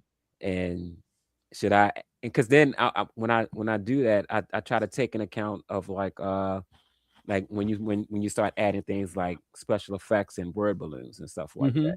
because I mean, yeah, like the one shot you had with John Byrne, the second panel where they got the two characters on different sides of the what's the name. I'm like, Mhm. it's yeah, it's enough room on here. I mean, he could have added like a ton of but word balloons on here, because it's enough space. Like, I think at the bottom of like the character's feet, Mhm. in the middle, like in that whole open like white space right there. Like, he could have added like a ton of like, dialogue in that spot right there. But I mean, that's how I kind of use it, like to find placement and to find placement where to put where I want the art to go, and Mhm. then I try to figure out, okay, where do I want the word blogs, balloons to go, Mhm. Well, I mean, that is that, and that's completely sound. The Right. the idea of these things is, that whole expression of, you want to learn the rules before you break the rules. Mm-hmm. Right. Some people resist rules, period. They're like, I Nah, want I to be a do. free thinker. I don't I want know. I any know. rules. I want to, and I'm not that great yet. well, here's the thing. It's not necessarily about greatness, or it's not about greatness or humility. Right. It is that all these tools are starting points. And for people who are slavish to them, that's an extreme. It's extreme to be slavish to them and always follow the rule of thirds. Because there's going to be Right. times when, if you look at a panel and you're like, you know what? If I move this character just a little bit more closer to the centers, they're not lining up with the rules of thirds. I can't tell you why, but it feels stronger. Maybe it's Right. because of how it relates to the next panel or the panel before it. Maybe it just, like, That's the the whole composite. purpose of it. Yeah, To do that, you know. yeah. The point is that I don't think, and no one should either resist rules altogether, nor should they follow them slavishly. You use them as a Right. starting point. You see how it feels, and then art with a capital A. Art is about emotion. When you stick with it, when you sketch something out, and then you look at how does this feel, you make adjustments based. You're actually reacting to the art before you have any Right. audience or anyone else. You're experiencing this story that you're putting down on the page, and when you experience it, you're like, you know what? This experience could be stronger if I stretch this character out more, if I move it there a little bit more. And if that ends up breaking those rules, break them. Break them, right. Break them. I So, want to ask one question before you wrap up the stream. Since we're 2 months in, how's everybody's New Year going? Maybe we could talk about that next week. I'm like I said, it's been rough, like as far as like me trying to Well, get besides the physical stuff, as far as the art stuff. that was well, I mean, as far as like the art stuff, I think same old. Like I think the main thing I've been trying to work on is just like the writing aspect of it and trying to Have you wrote anything? um no, well, not other than what I had already wrote before, Mhm. but just trying to figure out like, okay, like I know, like I was thinking about like how G was talking about like how he was like using one sentence to like kind of like describe, and I was like, okay, I'm just not right now. I'm just trying to think about like how to do like a graphic novel. Like, okay, what if? So I mean, I'm trying to think for each page, I can probably describe each page in full detail about what I want, but at the same time still kind of use one sentence once I get the overall how I want it to feel. I think like and then still try to break it down to like one sentence for each page to kind of like get the sense of what I'm trying to say. Like for instance, if I'm going to do 50 50 pages, what I'm saying, I can find like to help you know kind of guide the story, keep it in a situation where I want to like fall out of frame of doing the story. You get what I'm saying, G? I do. But that's gonna Can, be rough. can I ask a question? Go ahead. Is there any scene in your entire idea of the story that you have Okay. that you could lift out and do a 4-page or 8-page story? Like it's just a short story. It's part of something bigger. That something maybe came before or came after, but something that would just Oh, make like a okay. good, like the equivalent of a short film, like just Right. a slice of the story. Is I there got you. any section of the story that you think could work like that? Uh, no, I don't think so. Like, I mean, maybe, but like right You now, know it's why like I'm asking, right? right. Try to Well, get the thing is, to be honest with you, if you can't think of a way to tell the story as a short story, then how do you know it's going to work as a long story? right. Well, I don't know. I No, definitely I I'm don't. asking you the question because the thing is You asking me that each question? each each act is a story Right. in a film, and each chapter in a story is basically like a its own. It can be its own self-enclosed story, Right. and each subchapter can be its own self-enclosed story. And if you think of it like, now I was going to ask you, if you think of it like a movie, and this is your comic, what would be that sentence where they come into the comic that you would basically tell, almost like the one line that you give somebody if you was on the elevator about the story? That should encapsulate at least the first issue, and then from there you can break it down into what are the different chapters about, and then maybe the subplots and all the other stuff. That may be too much, but like Yeah. Jeremy said, and I think he did this in a short. He said that you should be able to break it down into just something that you can, a bite size, something that you can probably, if you want to knock out, you can knock out in a weekend if it's just all thumbnails. Uh, just a 1 page or 4 page story. It can just be, it can be like a prelude to a bigger story. It can be um, some sort of either exposition, or it can just be something that you just are introducing the character Hmm. Okay. where it doesn't have to involve a lot. Well, I get it. I mean, I'll tell you for mine, one of the things I realized as I was telling this story, I tend to use a lot of flashbacks in my comics, and I'm not Mhm. going to avoid flashbacks, but I realized that I could try and tell as much of the story from the beginning as possible. So this is just something I wanted to try for this. And in doing that, I realized that the story I'm telling really begins with the myth of Prometheus. Mhm. So I have to I not have to, but I'm choosing to try something different. And I'm going to open the comic with the prologue. And the prologue is simply me retelling the myth of Prometheus bringing fire to man, because that is the inciting incident that starts off everything that happens in this new comic I'm doing.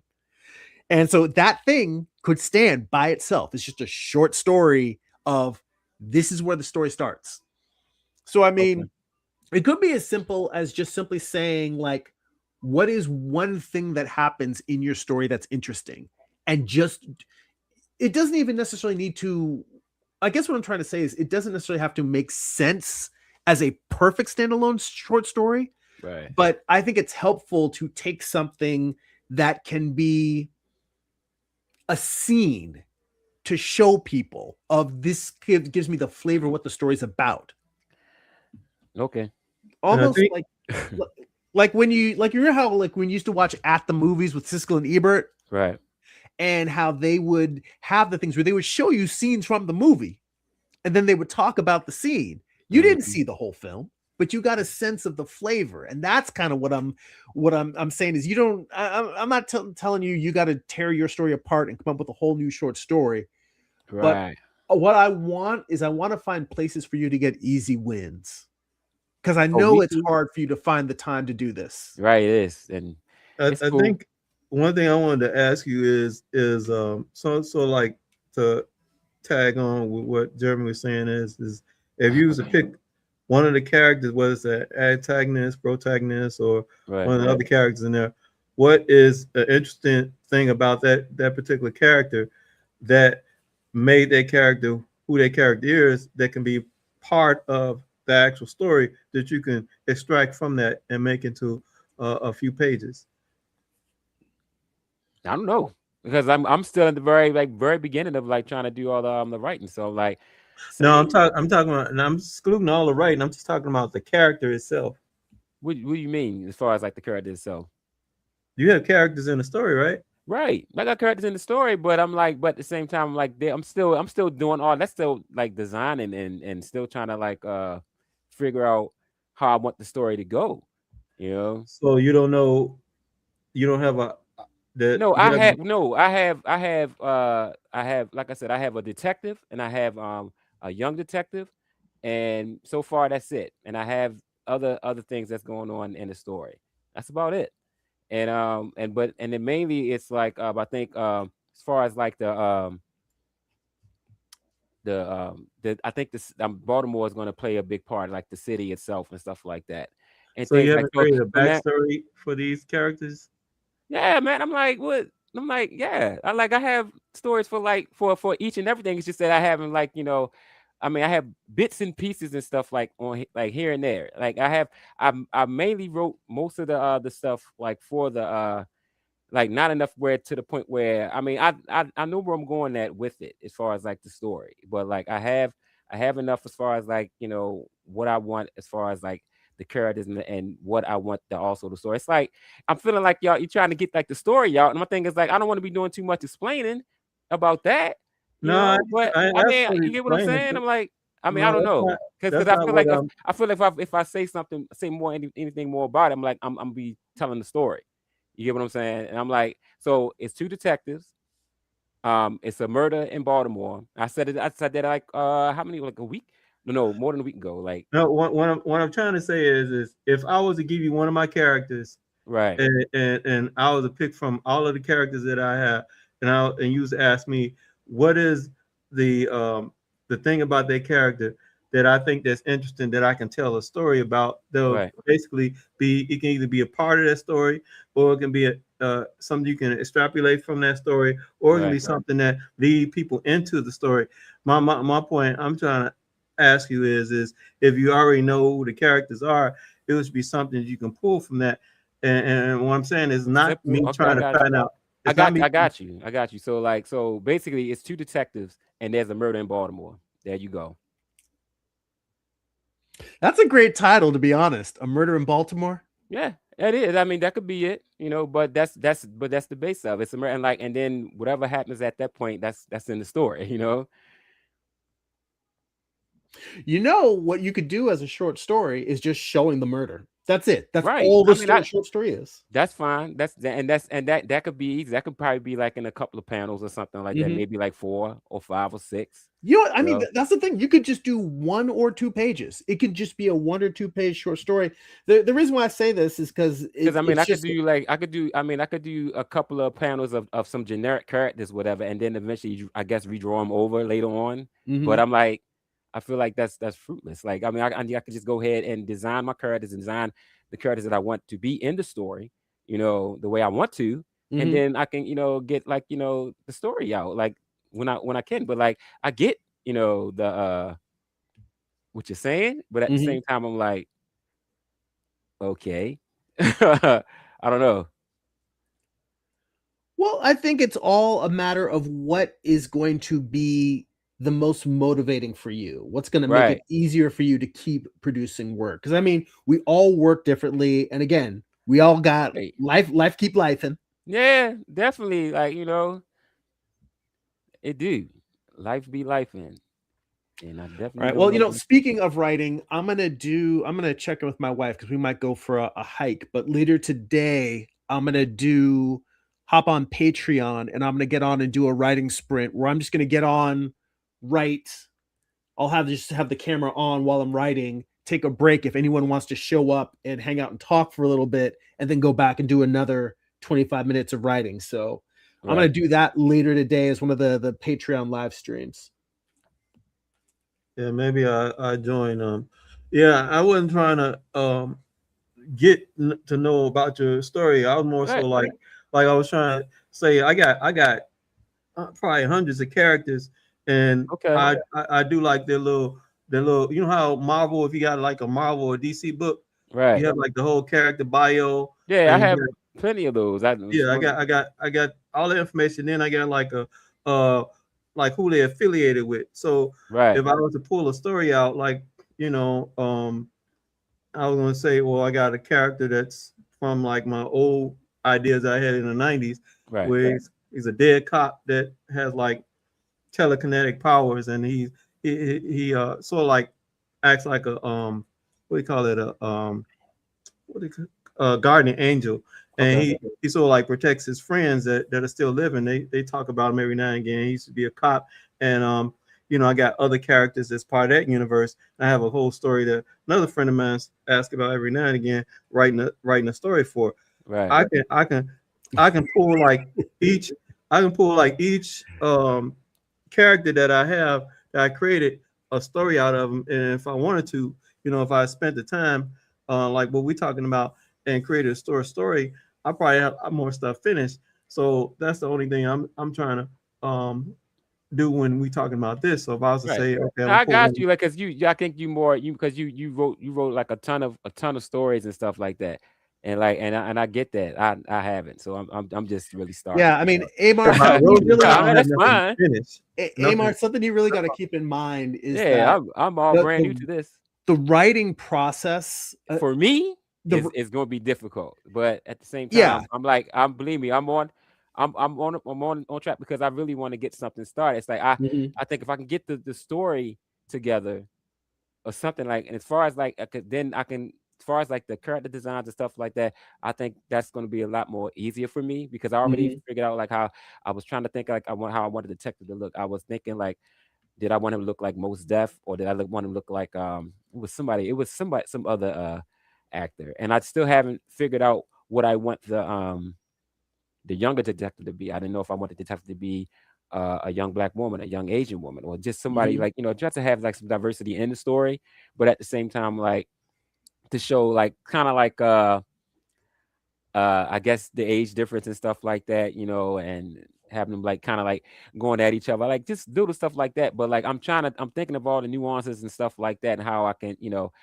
and also how to make it flow naturally, while also trying to make sure that my story is like, is at least at some point together. You know what I'm saying? Where I don't want it falling apart. You know, and like I said, Baltimore, it will play a big part in it, but right now it's just like right now I'm still a research aspect of it, as far as like getting like because like I think I'm very detail oriented, and I want so like I want to have like all the details. I mean, and of course I want people to have make up stuff in their mind, but at the same time I want to be detailed enough where to the point where, like I said, I like uh if I wanted to pass it on to like for like a script for a movie or something, not much would have to be done, or of course people are going to do rewrites and stuff like that. But I'm just trying to think what's going to work for me as far as like writing, and how if I'm going to start going forward as far as like writing like and illustrating like my own stories and stuff, you know. All right, guys, we got to wrap it up It's all good. here. But again, I appreciate all the rousing Word. conversation. and discussion, all the questions from the chat. It's all I good. see Jim Lujan says, Jeremy, did you ever sign that big multi-million-dollar contract with Gary Hodges to do a semi-monthly show? I got to follow up with Gary. It will be at some point, we'll figure out a time for he and I to just do just AMA, just come on and just questions. I don't know if it'll be a regular feature or anything like that. But you know, we barely touch the tip. We barely scratch the surface every time I talk with Gary. So we definitely have more to jump into. But yeah, Herman, Amar, thank you so much for sharing your process, your struggles, what you guys are working on, because I learned from you. I appreciate all of it. Just it's, you know. Yeah. But I mean, I learned from you, and we all learn from each other. Right. So these conversations help all of us. So I appreciate it. Definitely. All right, guys. On that note, if you enjoy these live streams, like to get additional bonus live streams twice a month, you can become a Patreon subscriber for as little as $2 a month. Head on over to patreon.com/Jeremy. It's patreon.com/GERIMI. Like I said, later today, I'll be doing a Patreon exclusive writing sprint live streams. You guys can join that if you want. If you'd like to get a free digital sketchbook, work in progress animated GIFs delivered right to your inbox, blog posts about what I'm reading, what I'm watching, what's inspiring me creatively, get signed up for my free newsletter at substack.com/@Jeremy. And if you'd like to purchase physical copies of my comic books or if you read digitally on Kindle, go to amazon.jeremy.net. You can pick up books like my first graphic novel, Eye of the Gods. It's a standalone psychological thriller about a man cursed with visions he cannot control. You can pick up my most recent project, Morning Star. It's a retelling of Lucifer's fall from heaven as a Western. It's an 8-issue series. Volume 1 contains issues 1 through 4. Volume 2 contains issues 5 through 8. Both have extensive back matter, thumbnails, page layouts, and more. Basically show you how I put the book together. And you can also pick up my art book, Wound, The Art of Jeremy Burley, Volume 1. All right, guys. Thank you so much. That's it for now. Go be creative.